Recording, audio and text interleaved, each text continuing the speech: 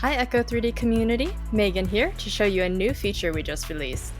You can now export data for collections and assets on echo3D.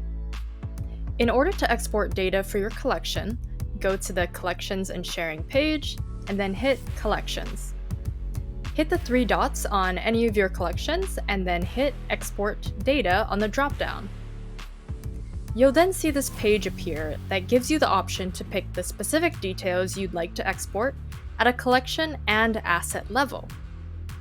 After selecting the data you want to export, hit the Export button and our servers will process your request and provide you with a zip file of the requested data.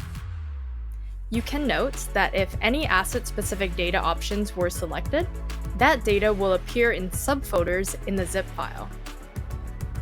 Then, for exporting data at a single asset level, head on over to the Content page and hit the three dots on any of your assets.